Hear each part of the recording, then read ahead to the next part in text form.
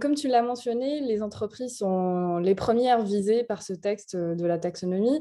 François Guillaume, toi qui justement conseille et aide les entreprises à collecter leurs données taxonomiques, comment se présente, quelle définition pour la taxonomie aujourd'hui côté entreprise?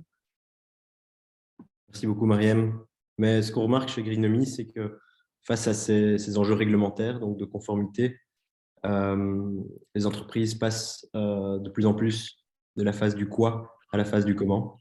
C'est-à-dire qu'elles comprennent les enjeux et mettent en place les processus pour se mettre en conformité, ce qui n'est pas une mince affaire, on le verra.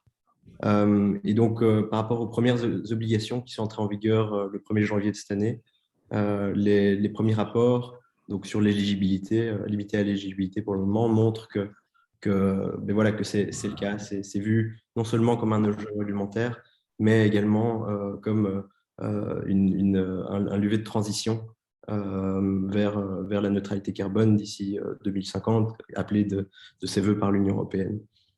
Donc, la taxonomie a le mérite d'attirer l'attention sur la nature financière des enjeux environnementaux, que ce soit en termes de risques, l'actualité le montre régulièrement, mais également en termes d'opportunités.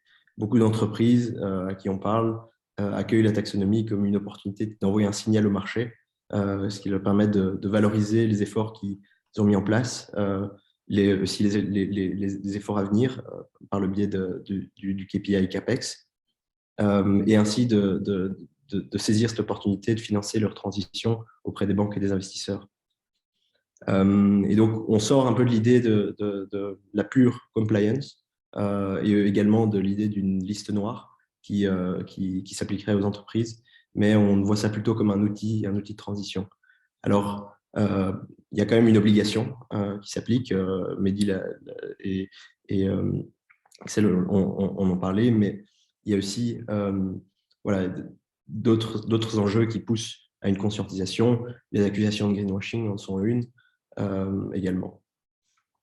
Et concrètement, en pratique, ces entreprises sont confrontées à une série de difficultés en raison de la complexité de la réglementation, de la quantité de données qu'il y a à produire, mais ça ralentit la mise en conformité et donc par rapport à l'urgence climatique, c'est problématique, mais également ça implique une série de coûts pour les entreprises qui sont à prendre en compte et qu'on a évalué à plus de 2 milliards d'euros d'ici 2025 à l'échelle de l'Union européenne.